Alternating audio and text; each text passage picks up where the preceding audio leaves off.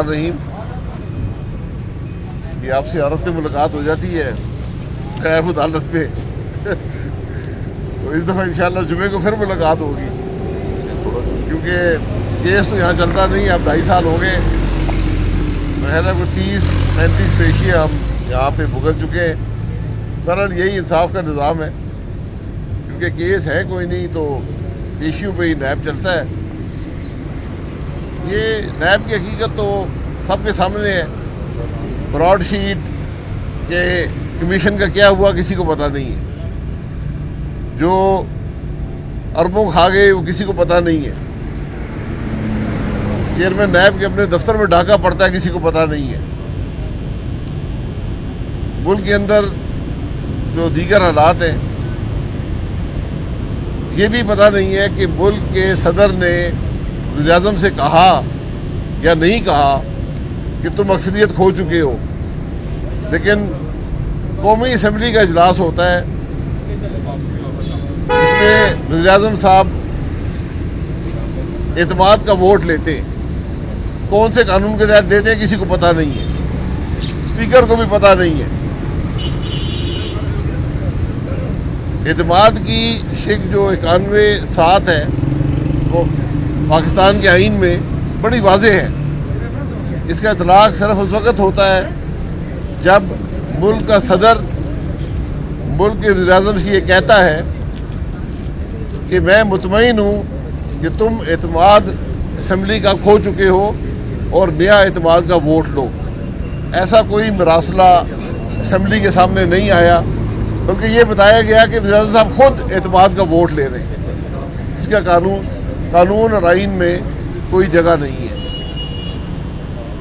उसके बाद वहाँ पर कई मदासरा असम्बली में खड़े हुए, वज़ीर-ए-आज़म साहब की तारीफ़ें की। फिर वज़ीर-ए-आज़म साहब खड़े हुए और पूरी अपोजिशन को धमकियाँ और गालियाँ निकाली। स्पीकर साहब खामोश बैठे रहे, क्योंकि वो इस बात का उनको पता नहीं है कि हाउस कैसे चलता है, असम्बली कैसे चलती है। उनको अखलाकी कदरों का पता नहीं है कि पूरी दुनिया के पार्लियामान में एक असूल होता है कि जो आदमी ऐवान में मौजूद ना हो उसके बारे में आप बात नहीं कर सकते। लेकिन स्पीकर साहब कासिर रहे मुल्क के वज़ीर-ए-आज़म को नाम ले लेकर धमकियाँ देने से और गालियाँ देने से। ये आज मुल्क के पार्लियामान की हैसियत है। अब सेनेट का इलेक्शन आ रहा है, जो कुछ एतमाद के वोट में हुआ, अब हम शिकायत करें तो किससे करें। मैं तो ज़ाती तौर पर सोच रहा हूँ कि DG/ISPR को लिखूँ कि आपने वादा किया था कि कोई मुदाखलत सियासत में नहीं होगी, लेकिन जो कुछ हमने सेनेट के इलेक्शन में देखा है वो सरीहन उसकी खिलाफ वर्जी है। कल PDM के इजलास में भी ये मामला डिस्कस हुआ और अब 12 तारीख को सेनेट चेयरमैन का भी इलेक्शन है। तो हम उम्मीद करते हैं कि पिछले सेनेट चेयरमैन के इलेक्शन की तरह और जो एतमाद का वोट लिया गया था, अदम एतमाद का सेनेट चेयरमैन के ख़िलाफ़, जो कुछ उसमें हुआ उस किस्म की धुंध जो है वो इस इलेक्शन में नहीं आएगी। वरना ये 2018 से एक सिलसिला है इलेक्शनों का जो इतना मुतनाज़ा है कि तमाम साबका जो रिकॉर्ड थे उनको पीछे छोड़ दिया है। कोई कानून, आइन, अखलाकी कदरों की परवाह अब ख़त्म हो चुकी है। ये बदनसीबी है मुल्क की। आज मुल्क के मामलात, मुल्क के मसाइल इन्हीं इलेक्शनों को, इन्हीं पार्लियामान की रवायात को, इन्हीं अखलाकी कदरों को तबाह करने की वजह से है। जब तक हम वापस आइन के रास्ते पर नहीं जाएंगे, कानून के रास्ते पर नहीं जाएंगे, तो हमारा मुल्क आगे नहीं बढ़ सकता। ये बात बड़ी वाज़ेह है। यही बात पीडीएम कर रही है। कल 7 घंटे का इजलास हुआ और ज़्यादा बातें वहाँ पर यही हुई कि किस तरह मुल्क के मामलात को वापस राय रास्त पर डाला जा सकता है और उसके लिए पीडीएम क्या किरदार अदा करेगी। ये वाहिद नुक्ता है। ये हुकूमत जो है उसकी हैसियत क्या है पूरा पाकिस्तान जानता है। आज वज़ीर-ए-आज़म वो शख्स है जिसका अपना वज़ीर ख़जाना अपने ही MNAs के हाथों शिकस्त खा गया, लेकिन ना उनको शर्म आई ना उनके वज़ीर ख़जाना को शर्म आई कि इस्तीफ़ा ही दे देते। दुनिया में रवायत होती है एक सिटिंग मिनिस्टर जब हार जाए इलेक्शन तो इस्तीफ़ा दे देते हैं, लेकिन यहाँ पर कोई ऐसी रवायत हमें नज़र नहीं आती। ये बदनसीबी है मुल्क की।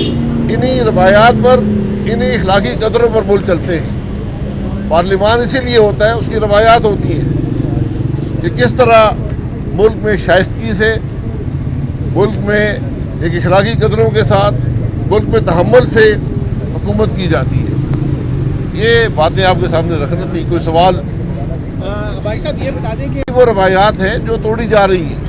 आज मुल्क के अंदर जो पार्लियामान का निज़ाम है मफलूज है, रवायात ख़त्म हो चुकी हैं। आपने जो कुछ देखा 6 मार्च को पार्लियामान के बाहर कि किस तरह एक प्रेस कॉन्फ्रेंस पर हमला किया गया। सरदार साहब का नाम ये तो क्या समझते हैं अभी टीवी चैनल से क्या दोबारा कोई उससे पैगाम लेना चाहिए कि आगे चेयरमैन सेनेट के भी इलेक्शन आ रहे हैं और जो आप कह रहे हैं वादा किया था और वादा खिलाफी हुई, तो कोई पैगाम देना चाह रहे हैं? देखिए, वो DGSPR खुद आए थे, उन्होंने कहा हमारा सियासत से कोई ताल्लुक नहीं है, हम सियासत में मुदाखलत नहीं करते। हम उनकी बात पर यकीन करना। मैंने उस वक्त भी कहा था ये वक्त बताएगा कि अमली तौर पर होता क्या है, लेकिन जो अमल हमने इस के इलेक्शन में है वो मुझे, लेकिन ना उनको शर्म आई ना उनके वज़ीर ख़जाना को शर्म आई कि इस्तीफ़ा ही दे देते। दुनिया में रवायत होती है एक सिटिंग मिनिस्टर जब हार जाए इलेक्शन तो इस्तीफ़ा दे देते हैं, लेकिन यहाँ पर कोई ऐसी रवायत हमें नज़र नहीं आती। ये बदनसीबी है मुल्क की। इन्हीं रवायात पर, इन्हीं इखलाकी कदरों पर मुल्क चलते हैं।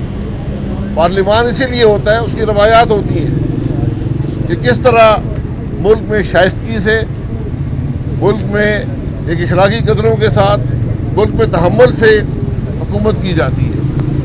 ये बातें आपके सामने रखना थी। कोई सवाल? भाई साहब ये बता दें कि वो रवायात हैं जो तोड़ी जा रही है। आज मुल्क के अंदर जो पार्लियामान का निज़ाम है मफलूज है, रवायात ख़त्म हो चुकी हैं।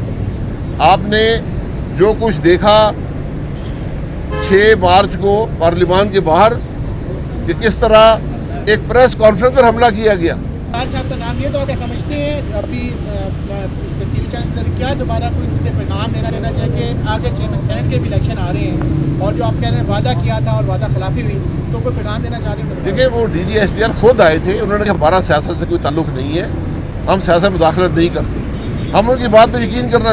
मैंने उस वक्त भी कहा था ये वक्त बताएगा कि अमली तौर पर होता क्या है, लेकिन जो अमल हमने इस के इलेक्शन में है वो मुझे